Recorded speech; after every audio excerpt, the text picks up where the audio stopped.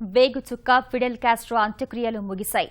నియంత పాలన నుంచి క్యూబాకు విముక్తి కల్పించిన విప్లవ నేతకు అభిమానులు, ఆత్మీయులు, వివిధ దేశాల నేతలు అశ్రునయనాలతో కడసారి వీడ్కోలు పలికారు.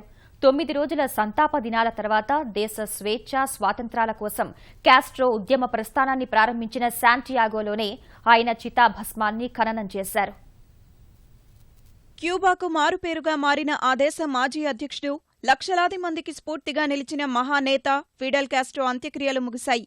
దీర్ఘకాలంగా అనారోగ్యంతో బాధపడుతూ నవంబర్ 25న కన్నుమూసిన 90 ఏళ్ల కాస్ట్రోకు ప్రజలు కడసారి కన్నీటి వీడ్కోలు పలికారు.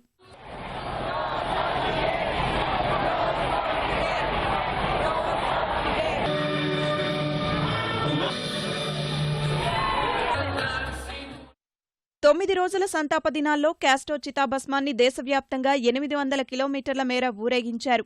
హవానా ప్లాజాలో ప్రారంభమైన అంతిమ ర్యాలీ చివరకు శాంతియాగోకు చేరుకోగా తమ అభిమాన నాయకుడికి కడసారి నివాళులు అర్పించేందుకు తరలివచ్చిన వేలాది మంది క్యూబన్లతో నగర వీధులు కిక్కిరిశాయి.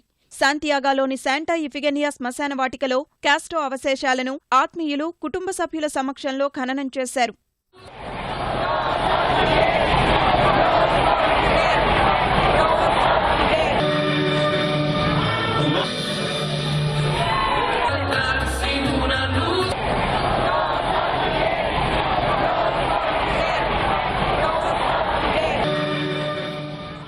అంతకుముందు వివిధ దేశాల నుంచి తరలివచ్చిన నేతలు క్యూబా అధ్యక్షుడు రౌల్ కాస్ట్రో, ఫిడెల్కు అంతిమ నివాళి అర్పించారు.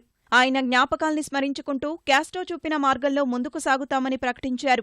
వ్యక్తి పూజను తీవ్రంగా వ్యతిరేకించిన కాస్ట్రో అభిప్రాయాల్ని గౌరవించేందుకు వీలుగా దేశంలోని వీధులు, బస్టాండ్లు, రహదారులకు ఎవ్వరూ ఫిడెల్ కాస్ట్రో పేరు పెట్టరాదని, ఎలాంటి విగ్రహాలు ఏర్పాటు చేయరాదన్న క్యూబా అధ్యక్షుడు రౌల్ కాస్ట్రో ఈ మేరకు త్వరలో చట్టం తీసుకురానున్నట్లు ప్రకటించారు. ఫిడెల్ అంత్యక్రియలకు వెనిజులా అధ్యక్షుడు మదురో, బొలీవియా అధ్యక్షుడు ఎవా మోరల్స్, నికరాగువా అధ్యక్షుడు డానియల్ ఓర్టెగా, బ్రెజిల్ మాజీ అధ్యక్షురాలు రౌసెఫ్ దిల్మా తదితర నేతలు, భారీ సంఖ్యలో ఆత్మీయులు హాజరయ్యారు.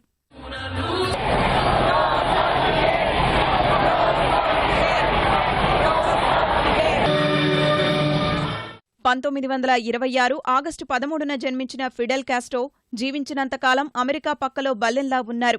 1956 జనవరి నుంచి 1976 వరకు క్యూబా ప్రధానిగా, తర్వాత 2008 ఫిబ్రవరి వరకు క్యూబా అధ్యక్షుడిగా పనిచేసిన ఆయన ఆ తర్వాత బాధ్యతల నుంచి తప్పుకొని సోదరుడు రౌల్ కాస్ట్రోకు అధ్యక్ష బాధ్యతలు అప్పగించారు.